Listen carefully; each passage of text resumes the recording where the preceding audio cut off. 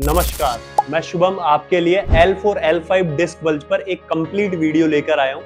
इस वीडियो से हम जानेंगे कि L4 L5 डिस्क बल्ज होता क्या है, फिर उसके लिए हम डिजाइन मेडिकल योगा का सीक्वेंस करेंगे और फिर ऐसी गलतियां जिनकी वजह से आपकी डिस्क बल्ज की रिकवरी नहीं हो रही है, उन पर भी हम बात करेंगे। अब हम ये जानेंगे कि L4 L5 डिस्क बल्ज होता क्या है। ये जो मेरे हाथ में है, ये L4 L5 की वर्टेब्रा है।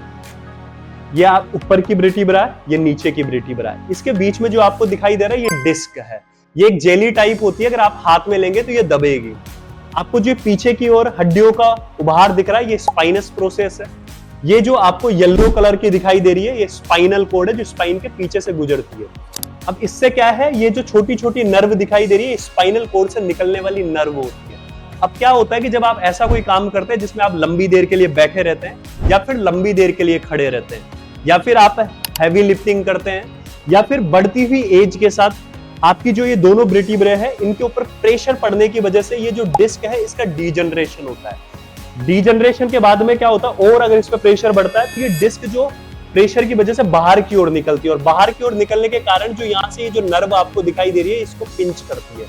तो इसकी वजह से आपको कमर में पेन होना, हिप से लेकर पैर के नीचे तक पेन जाना या पैरों में सुनपुन होना या भारीपन सा महसूस होता है। अब इसके लिए हम डिजाइन मेडिकल योगा का सीक्वेंस करेंगे। तो हम जो पहला पोस्चर करेंगे वो क्या करेंगे, जो डिस्क पे जो प्रेशर बना हुआ उस प्रेशर को हटाने के लिए करेंगे। तो उसके लिए हम वर्टिकल अवस्था में लेंथनिंग करेंगे। तो करना क्या है, घर पे लगी हुई ग्रिल को इस तरीके से दोनों हाथों से पकड़ लेना, पैर दोनों आगे की ओर लेकर जाना और फिर यहीं से स्पाइन को ढीला छोड़ते हुए जाना। अब इससे होगा क्या, आपको यहाँ 1 मिनट के लिए बने रहना है। जब आप 1 मिनट के लिए बने रहेंगे तो जो दोनों वर्टेब्रा है उनके बीच से स्पेस क्रिएट होगा और जो आपको जो नर्व को जो डिस्क पिंच कर रही है उससे स्पेस क्रिएट होगा। ऐसा आपको 1-1 मिनट के लिए या 2 बार के लिए करना है। दूसरा पोस्चर करेंगे हम पाउंड मूव, जिसके लिए एक पैर को बेंड करके चेस्ट के ऊपर ले आना, दोनों हाथों से पकड़ लेना और फिर एक्सेल करते हो अपनी ओर खींच के लेकर जाना। जितना पैर को आप अपने कंफर्ट से खींच सकते हैं आपको उतना खींचना है। यहाँ 1 मिनट के लिए बने रहना है। मान लीजिए 1 मिनट हो गई, फिर अपने पैर को सीधा कर लेना और दूसरे पैर को फिर बेंड करके ले आना। फिर इसको रिपीट करना है, धीरे धीरे खींचते हुए ले जाइए, फिर से 1 मिनट के लिए रोक के रखना है। ऐसे दोनों पैरों से 2-2 बार के लिए करना है। अब हम तीसरा पोस्चर करेंगे जिससे ग्लूट्स की डीप स्ट्रेचिंग करेंगे, क्योंकि क्या होता है दिन भर हमारे लंबी देर बैठे रहने की वजह से ग्लूट्स की जो मसल्स है वो टाइट हो जाती है। तो आपको करना क्या है, एक पैर को बेंड करके लाना है, फिर उसकी हील को दूसरी तरफ ले जाना है। एक हाथ से ऊपर नी को पकड़ लेना और एक हाथ से अपने पैर के एंकल को पकड़ लेना। धीरे धीरे नी को चेस्ट के बीच में लेकर जाना। इससे होगा क्या, आपके हिप पे डीप स्ट्रेचिंग आएगी।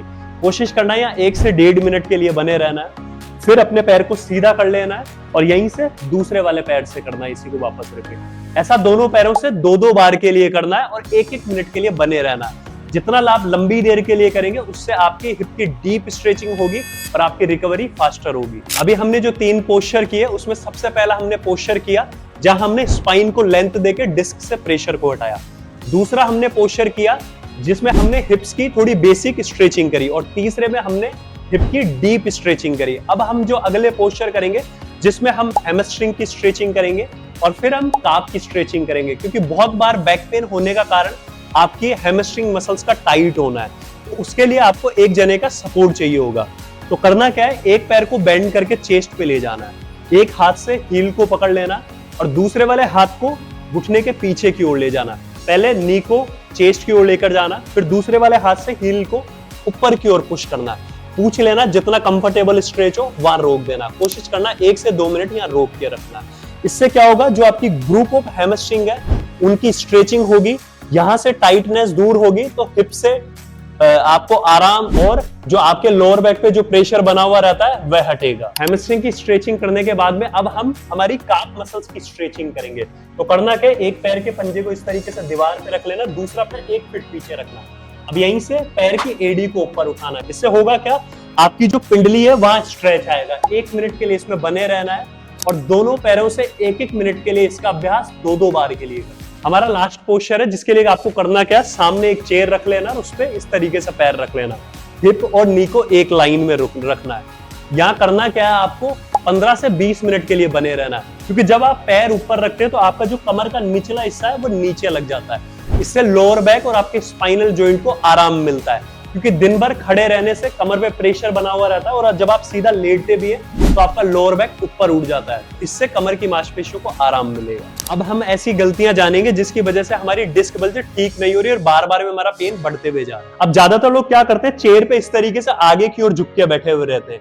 तो जब आप आगे की ओर झुक के बैठे रहते हैं तो क्या होता है, जो आपका स्पाइन का लोअर बैक का जो नॉर्मल कर्वेचर होता है वो सी से आई की ओर चले जाता है और डिस्क पर पीछे की ओर प्रेशर बढ़ जाता है। तो जब भी आप बैठते हैं आपको करना क्या है, पीछे की ओर अपने कमर पे इस तरीके से एक पतला पिलो लगाना है। तो इससे होगा क्या, आपकी स्पाइन को सपोर्ट मिलेगा और जो आपका स्पाइन का जो लंबर कर्वेचर है वह भी मेंटेन रहेगा। जो हमारी सबसे बड़ी गलती है डिस्क बल्ज में वो है कि जब भी हम आगे की ओर फॉरवर्ड बेंडिंग करना होता है तो हम स्पाइन से बेंडिंग करते हैं, इस तरीके से अपनी स्पाइन को राउंड कर लेते हैं और फिर आगे की ओर झुकते हैं। तो इससे क्या हो रहा है, जो आपका जो नॉर्मल कर्वेचर है जो अंदर की ओर होना चाहिए वह आई शेप में चला जाता है और डिस्क पर पीछे की ओर प्रेशर बढ़ता है। जैसे मेरे को नीचे से कुछ उठाना है तो आगे की ओर हम इस तरीके से राउंड करके उठाते हैं। तो आपको यह करना क्या है कि जैसे आपको जब भी नीचे से कुछ उठाना तो सबसे पहले आपको हिप को थोड़ा पीछे निकालना है, नी को थोड़ा बेंड करना है, स्पाइन को सीधा रखना है और फिर आपको नीचे से किसी भी चीज को स्पाइन को सीधा रखते हुए ऊपर उठाना है। तो इससे आपकी डिस्क पर भी कम से कम प्रेशर आएगा और आपकी डिस्क बल्ज की जो रिकवरी है वह फास्टर होगी। आज जो मैंने वीडियो में आपको मेडिकल योगा का जो सीक्वेंस बताया है, यही सीक्वेंस हम सालों से या जो हमारे सेंटर पे ऑफलाइन जो पेशेंट आते हैं उनको करवाते हुए आ रहे हैं और इस सीक्वेंस के जो रिजल्ट्स हैं वो डे 1 से ही अच्छे दिखाई देते हैं। तो आप एक बार इस सीक्वेंस को 15 दिन के लिए आप जरूर करके देखिए। मेरे को उम्मीद है आपकी कमर पेन में आपको बहुत आराम मिलेगा। तो मुझे कमेंट्स में बताइए नेक्स्ट किस टॉपिक पर आप वीडियो देखना पसंद करें।